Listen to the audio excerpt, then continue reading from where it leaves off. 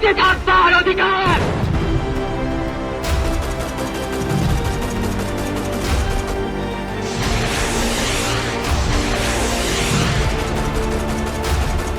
বাংলাদেশের প্রতিরক্ষা খাতে আসতে যাচ্ছে এক যুগান্তকারী পরিবর্তন। দীর্ঘদিন পর দেশের সামরিক শক্তিকে নতুন উচ্চতায় নিয়ে যাওয়ার লক্ষ্যে নেওয়া হয়েছে বিশাল এক আধুনিকায়ন পরিকল্পনা। সরকারের ঘোষণা অনুযায়ী আগামী 10 বছরে সেনাবাহিনী, নৌবাহিনী এবং বিমান বাহিনীকে সম্পূর্ণ নতুন সক্ষমতায় গড়ে তোলার জন্য বাস্তবায়ন করা হবে একাধিক মেগা প্রকল্প। যুদ্ধক্ষেত্রের পরিবর্তিত বাস্তবতার সঙ্গে তাল মিলিয়ে আধুনিক ট্যাঙ্ক, উন্নত আর্টিলারি, যুদ্ধবিমান, সাবমেরিন, ড্রোন প্রযুক্তি, অত্যাধুনিক এয়ার ডিফেন্স সিস্টেম এবং ইনফ্যান্ট্রি সৈনিকদের জন্য সর্বাধুনিক যুদ্ধ সরঞ্জাম যুক্ত করার পরিকল্পনা ইতিমধ্যে আলোচনার কেন্দ্রবিন্দুতে উঠে এসেছে। শুধু সেনাবাহিনীর আধুনিকায়নের জন্যই প্রায় 7 বিলিয়ন মার্কিন ডলার বিনিয়োগের কথা বলা হয়েছে। এই ঘোষণার পরই দক্ষিণ এশিয়ার কৌশলগত ভারসাম্য নিয়ে নতুন করে আলোচনা শুরু হয়েছে। অনেক বিশ্লেষকদের মতে এই পরিকল্পনা সফলভাবে বাস্তবায়িত হলে শুধু বাংলাদেশের প্রতিরক্ষা ব্যবস্থায় নয়, পুরো অঞ্চলের নিরাপত্তা সমীকরণেও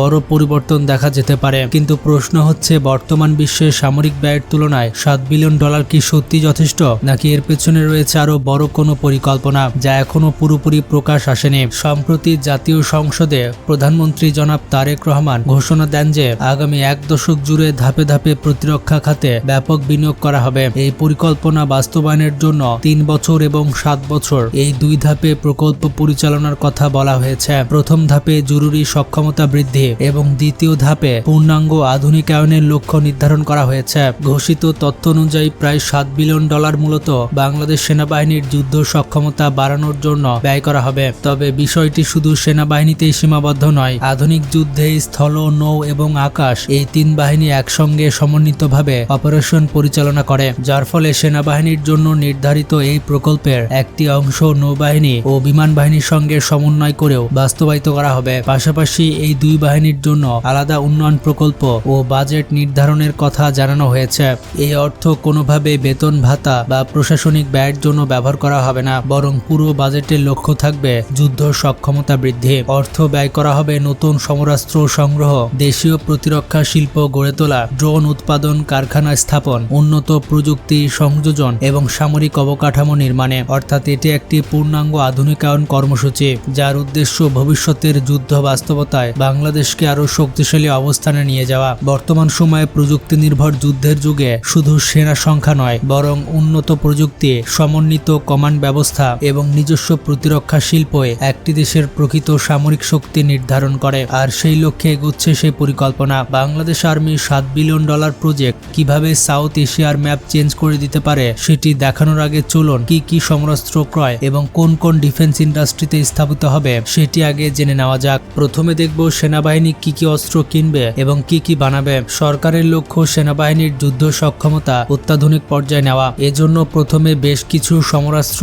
ফাস্ট ট্র্যাক পদ্ধতিতে ক্রয় করা হচ্ছে। এর মধ্যে আছে 4th জেনারেশন বা তার থেকে উন্নত প্রযুক্তির মেন ব্যাটল ট্যাঙ্ক এবং এপিসি, দূরপাল্লায় নিখুঁত আঘাত হানতে সক্ষম লং রেঞ্জের guided multiple launch rocket system এবং সর্বাধুনিক ট্যাঙ্ক বিধ্বংসী গাইডেড ওয়েপন। তবে সবথেকে বড় পরিবর্তন আসছে আকাশ প্রতিরক্ষা ব্যবস্থায়। দেশের আকাশ সীমাকে যে কোনো মিসাইল বা ড্রোন হামলা থেকে সুরক্ষা রাখতে অত্যাধুনিক শর্ট ও medium range surface to air missile system কেনা হচ্ছে। এর ফলে দুর্গম সীমান্ত এবং কৌশলগত অবস্থানগুলোতে নজরদারি এবং আক্রমণ সক্ষমতা বাড়াবে। সমরাস্ত্র ছাড়াও আরও যে ইকুইপমেন্টগুলো কেনা হচ্ছে তা বাংলাদেশের ইতিহাসে প্রথম ডিফেন্স ওয়েপন, যা দিয়ে ডিরেক্ট শত্রুর ওপরে নজরদারি করা যায়। মানে সীমান্তবর্তী শত্রু ঘাঁটিগুলোতে কি কি সমরাস্ত্র, কতগুলো সেনা এবং অন্যান্য সরঞ্জাম মোতায়েন করা হচ্ছে তার real time intelligence info collection করবে এই সকল সরঞ্জাম। পাশাপাশি শত্রুর ড্রোন ঘায়েল করার জন্য কাউন্টার ইউএভি সিস্টেম অর্ডার করা হচ্ছে,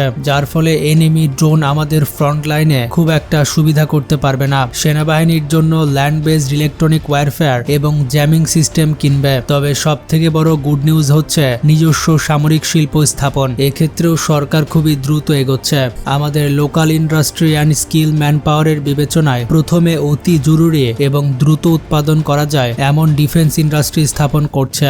small and medium range combat drone, 105 এবং 155 আর্টিলারি শেল, MLRS রকেট, সব ধরনের রাইফেলের বুলেট, কামিকাজি ড্রোন, সামরিক বিমান মেরামতের ফ্যাসিলিটি এবং সাজোয়া যুদ্ধযান সংযোজনের মতো অতি গুরুত্বপূর্ণ সামরিক শিল্প স্থাপনের কাজ চলমান আছে। Assault rifle, anti tank guided missile, bullet proof vest এবং হেলমেট উৎপাদন সক্ষমতা ডাবল করা হবে। সবথেকে গুরুত্বপূর্ণ হচ্ছে ড্রোন ম্যানুফ্যাকচারিং প্লান্ট। বগুড়া ও চট্টগ্রামে আনম্যান্ড এরিয়াল ভেহিকেল তৈরির যে ফ্যাসিলিটি গড়ে তোলা হচ্ছে, সেখানে ট্যাকটিক্যাল কম্ব্যাক্ট ইউভি এবং one way rocket, artillery shell, সাজোয়া যুদ্ধযান, ATGM উৎপাদন কারখানা বাংলাদেশের প্রচলিত যুদ্ধ সক্ষমতাকে সম্পূর্ণ নতুন এক উচ্চতায় নিয়ে যাবে। শুধু ল্যান্ড ফোর্সেস নয়, নেভি এবং এয়ার ফোর্সের জন্য আছে আলাদা প্রোগ্রাম। এবার আমরা দেখি বিমান বাহিনীর প্রোগ্রাম। আধুনিকায়ন প্রকল্পের অধীনে বিমান বাহিনীকে একটি পাওয়ারফুল টেকনোলজিক্যাল ফোর্সে পরিণত করা হবে। 4+ জেনারেশন মাল্টিরোল কম্ব্যাক্ট এয়ারক্রাফট, এটা অর্ডার মোটামুটি ফাইনাল। MRCA গুলো ডেলিভারি পেলে এয়ারফোর্সের সক্ষমতা সম্পূর্ণরূপে দেখা যাবে, কারণ এগুলো আসবে লং রেঞ্জের BVR মিসাইল সহ। ইতালি, চীন ও পাকিস্তান থেকে MRCA সহ আধুনিক 4 and 4+ জেনারেশন যুদ্ধ বিমান ক্রয় চূড়ান্ত হওয়ার পথে। তখন চাইনিজ এবং European air two air missile হাতে পাবে বাংলাদেশ। এছাড়া বাংলাদেশের কম্ব্যাক্ট ড্রোন ক্রয় প্রক্রিয়াধীন আছে।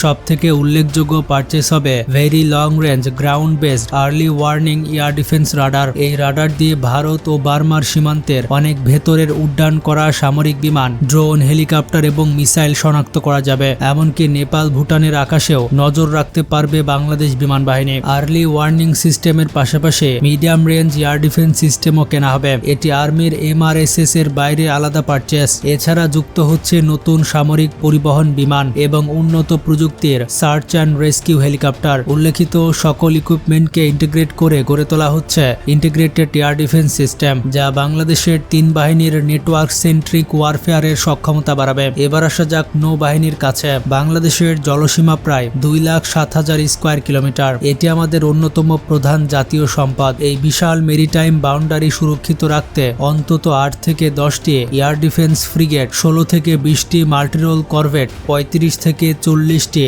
লার্জ অ্যান্টি সাবমেরিন এবং 6 থেকে 7টি সাবমেরিন অত্যাবশ্যক। কারণ কোন নেভির ক্ষেত্রে তার টোটাল নেভাল শিপের অন্তত 3 ভাগের 1 ভাগ যে কোনো সময় কমব্যাক ডিউটিতে মোতায়েন করার সক্ষমতা থাকতে হয়। মানে বাংলাদেশের যদি 10টি ফ্রিগেট থাকে, তাহলে এর মধ্যে 3 থেকে 4টি ফ্রিগেট সমুদ্রের টহলে থাকবে, 3টি ফ্রিগেট মেরামত, রক্ষণাবেক্ষণ, রিসাপ্লাই নেওয়া, ট্রেনিং এবং বাকি 3টি ট্রানজিটে থাকবে। এই আনুপাতিক হার frigate, destroyer, submarine, corvette, patrol craft, maritime patrol aircraft এবং অ্যান্টি সাবমেরিন প্ল্যাটফর্মেও সমানভাবে প্রযোজ্য। পর্যাপ্ত পরিমাণে anti submarine rocket, depth charge, torpedo থাকা অবশ্যই লাগবে। হিসেব করলে দেখা যায় প্রয়োজনের তুলনায় যেই পরিমাণ নেভাল পাওয়ার দরকার তার 15 থেকে 20% আছে আমাদের। মানে 100টি জাহাজ লাগলে আমাদের 20টি আছে। এই ঘাটতি মেটাতে প্রধানমন্ত্রী নৌবাহিনীর জন্য অত্যাধুনিক frigate, corvette, offshore petrol vessels, submarine, maritime patrol, Naval attack UV সহ বেশ কিছু নেভাল ওয়েপন সিস্টেম ক্রয়ের ঘোষণা দিয়েছেন। উল্লেখিত সংখ্যায় এই সকল নেভাল ভেসেল ক্রয় করতে গেলে বাড়তি $4 থেকে $5 বিলিয়ন প্রয়োজন হবে। তবে আপাতত ন্যূনতম সংখ্যায় কিনলে $2 থেকে $2.5 বিলিয়ন এনাফ। দেশের সামরিক শক্তি ও শিল্প নিয়ে প্রধানমন্ত্রী Tarique Rahman clear and precise plan নিয়ে এগোচ্ছে। বাংলাদেশ যখন তার প্রয়োজনীয় সামরিক শক্তি বিল্ড আপ করবে, তখন বড় বড় শক্তি বাংলাদেশকে কূটনৈতিকভাবে সাহায্য করবে। চীন, তুরস্ক, জাপান, এমনকি ইউরোপিয়ান ইউনিয়ন পর্যন্ত আমাদের পাশে এসে দাঁড়াবে। আর মিডিল ইস্টের দেশগুলো তো আছেই। এই 7 বিলিয়নের সামরিক শক্তি 70 বিলিয়ন হয়ে দেখা দিবে তখন। সাউথ এশিয়া নিয়ে পরাশক্তিদের একটি প্ল্যান আছে, বিশেষ করে 7 সিস্টার্স এবং মিয়ানমারে। 7 সিস্টার্স অন্তত 2টি রাজ্যের স্বাধীনতা আন্দোলন আবারও চাঙ্গা হচ্ছে, আর মিয়ানমারে চলছে গৃহযুদ্ধ। এমত অবস্থায় বাংলাদেশের শক্তিশালী হওয়াটা নিজেদের নিরাপত্তার জন্য অত্যাবশ্যক। বাংলাদেশ যদি শক্তিশালী হয়, তবে ভারত জোর করে বাংলাদেশের ভূখণ্ডে প্রবেশ করতে পারবে না। বাংলাদেশের ভেতর দিয়ে কোনো করিডর না পেলে তারা 7 সিস্টার্সও বাঁচাতে পারবে না। মজার বিষয় হচ্ছে 7 সিস্টার্সে বাংলাদেশের হস্তক্ষেপের কোনো প্রয়োজন বা সুযোগই নেই। সেখানকার স্বাধীনতাকামীদের প্রয়োজনীয় সাজ সরঞ্জাম মিয়ানমার হয়ে আরামসে ঢোকাবে, কিন্তু 7 সিস্টার্স বাঁচাতে হলে বাংলাদেশের ভেতর দিয়ে নির্বিঘ্নে করিডর চাই দিল্লির, আর সেটা কোনোভাবে দেওয়া যাবে না ভারতকে। তো বাংলাদেশের সামরিক শক্তি বাড়ানো মানে দক্ষিণ এশিয়ায় মানচিত্র পরিবর্তন হবার সম্ভাবনা বেড়ে যাওয়া। এ বিষয়ে আপনাদের কি মতামত কমেন্টে জানান। যারা যারা দেশকে ভালোবাসেন তারা ভিডিওটি লাইক করে চ্যানেলটি সাবস্ক্রাইব করে দেন। আজকে পর্যন্তই, ভালো থাকবেন, টেক কেয়ার।